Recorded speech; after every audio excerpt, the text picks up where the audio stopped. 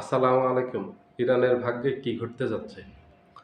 দক্ষিণ চীন সাগরে মোতায়েন আমেরিকার ৭ম নৌবহর দক্ষিণ চীন সাগর ছেড়ে এখন পারস্য উপসাগরের দিকে যাচ্ছে। পারস্য উপসাগর হলো ইরানের পাশে যে উপসাগরটা আছে সেটাকে পারস্য উপসাগর বলা হয়। সেখানে রওনা হয়েছে। গত ৩ সপ্তাহ থেকে ইরানে যে বিক্ষোভ চলতেছে সরকার বিরোধী, সরকার পতনের জন্য, সেটা ব্যাপক আকার ধারণ করেছে এখন। ব্যাপক উত্তেজনা ছড়িয়ে পড়ছে সেই বিক্ষোভকে কেন্দ্র করে ইরান এবং আমেরিকার মাঝে। গত কিছুদিন থেকে আমেরিকা হুমকি দিয়ে আসছে যে ইরানে হামলা চালাবে। যদি ইরান বিক্ষোভকারীদের উপর গুলিবর্ষণ করে তাহলে আমেরিকা ইরানে হামলা চালাবে। এখন ইরানে নতুন করে হামলা চালানোর একটা পায়তারা করতেছে আমেরিকা। ওটার কারণে ইরানে যে হামলা চালাবে এই কারণে ধরে নেওয়া হচ্ছে যে দক্ষিণ চীন সাগর ছেড়ে পারস্য উপসাগরের দিকে রওনা হয়েছে ইরানের নৌবহর। এখন অনেকে ধারণা করতেছেন ২-১ দিনের ভিতরে ইরানে হামলা হতে পারে আমেরিকার পক্ষ থেকে এবং সাথে ইসরায়েলও এটার সাথে যোগদান করতে পারে। আবার এইদিকে আমেরিকা, ইংল্যান্ড তাদের দেশের নাগরিকদেরকে ইসরায়েলে ভ্রমণ করতে নিষেধ করছে। অতি জরুরি, অতি গুরুত্বপূর্ণ কোনো কাজ ছাড়া যেন আমেরিকা এবং ইংল্যান্ডের নাগরিকরা ইসরায়েল ভ্রমণ না করেন। ভ্রমণ সতর্কতা জারি করছে। কারণ মধ্যপ্রাচ্যে যে উত্তেজনা চলতেছে, সেই উত্তেজনার কারণে তাদের নাগরিকদের ইসরায়েল ভ্রমণ করতে নিষেধ করছে। যেকোনো সময় কিছু ঘটতে পারে। এখন আমেরিকা, ইংল্যান্ডের মুভমেন্ট থেকে বোঝা যাচ্ছে যে শীঘ্রই ইরানে কিছু একটা ঘটতে যাচ্ছে। আমেরিকা যে হুমকি দিচ্ছে যে ইরানে হামলা চালাবে, সেটা করবে। ইরানে হামলা চালালে ইরানও কঠিন জবাব দিবে। কারণ ইরানের সেই সক্ষমতা আছে এবং ইরানের এটা বৈধ অধিকার। ইরান একটা স্বাধীন দেশ। ইরানের উপর যদি অবৈধভাবে কেউ হামলা চালায়, তাহলে ইরানের বৈধতা আছে তার লক্ষ্যবস্তুতে হামলা চালানোর।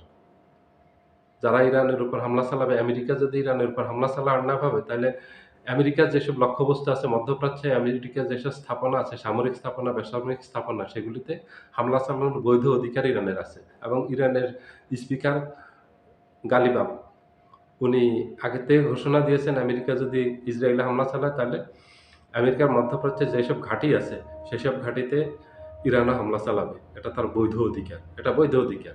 অন্যায়ভাবে আমেরিকা ইরানের আভ্যন্তরীণ ব্যাপারে হস্তক্ষেপ করতেছে। আমেরিকার সাথে ইরানের সামরিক সংঘাতে যাওয়ার মতো কোনো কারণ নেই। কারণ ইরান আমেরিকাকে আক্রমণ করেনি অথবা আক্রমণের কথা বলেও নি। উত্তেজনা ছড়াবে এই ধরনের কোনো আচরণ ইরান করেনি।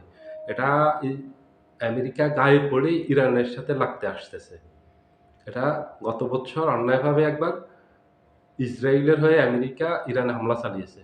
তখন ইরানও পাল্টা হামলা চালিয়েছে কাতারের আল উবেইদা ঘাঁটি যেটা আছে আমেরিকার।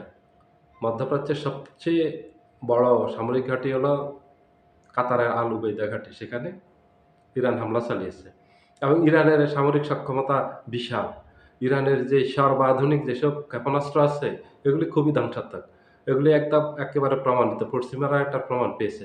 গত বছর ১২ দিনের ইসরায়েল-ইরান যুদ্ধে ইসরায়েলে যে ব্যাপক হামলা চালিয়েছে ইরান, এসব ক্ষেপণাস্ত্র দিয়ে এবং এগুলি যে ব্যাপক ধ্বংসাত্মক, এগুলি পরবর্তী সময়ে এই নিউজগুলি হয়েছে বিভিন্ন মাধ্যমে। বিবিসিতে আসছে, আল জাজিরাতে আসছে, সিএনএন এ আসছে, পৃথিবীর বিভিন্ন গণমাধ্যমে চলে আসছে। ইরান সামরিকভাবে দুর্বল না। ইরান সামরিকভাবে খুবই শক্তিশালী।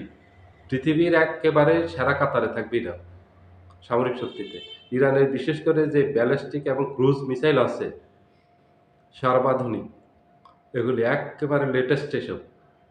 এবং ইরানের জানেন থায়েড শাহেদ 136 যেই সুইসাইডাল ড্রোন আছে, এগুলি কত কার্যকরী, যেগুলি রাশিয়া এবং ইউক্রেন যুদ্ধে রাশিয়াকে দিয়েছে ইরান। সেগুলি খুবই কার্যকরী। সেগুলি দিয়েই বাজিমাত করছে রাশিয়া।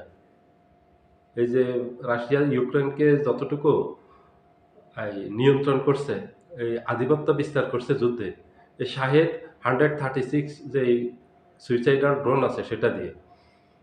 ইরান ড্রোন শক্তিতে এক কথায় ইরান সামরিক শক্তিতে খুবই শক্তিশালী। এটা হয়তো অনেকেই জানেন না। অনেকেই জানেন। ইরানকে কাবু করা এত সহজ হবে না।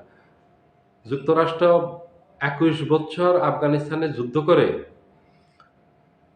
আফগানিস্তানকে পরাজিত করতে পারেনি, তালেবানরা শেষ বিজয়ী হয়েছে। আফগানিস্তান থেকে যুক্তরাষ্ট্রকে ছেড়ে যেতে হয়েছে। আফগানিস্তান থেকে কয়েক হাজার গুণ শক্তিশালী হলো ইরান এবং ইরানের সামরিক বাহিনী এবং ইরানের সামরিক শক্তি। ইরানকে কাবু করা যুক্তরাষ্ট্রের পক্ষে সম্ভব না। এটা সহজ হবে না। এই যুদ্ধ মধ্যপ্রাচ্য ছড়িয়ে হয়তো এটা ৩য় বিশ্বযুদ্ধ দিকেও যেতে পারে। কারণ এটার সাথে রাশিয়া জড়িয়ে পড়ছে।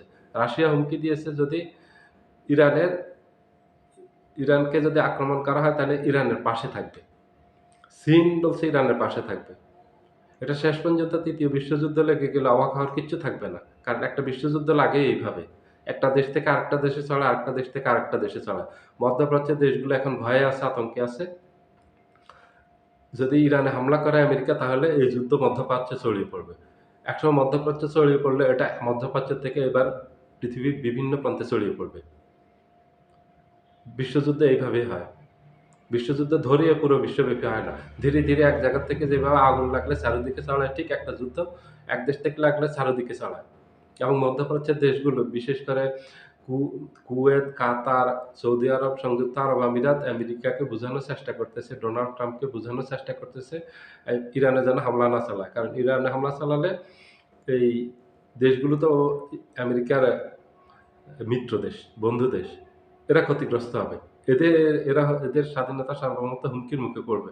এইসব দেশে যুদ্ধ ছড়িয়ে পড়তে পারে এবং খুব বেশি সম্ভাবনা যদি ইরানে হামলা চালায় তাহলে 99% নিশ্চিত থাকেন যে মধ্যপ্রাচ্যে এই যুদ্ধ ছড়িয়ে পড়বে।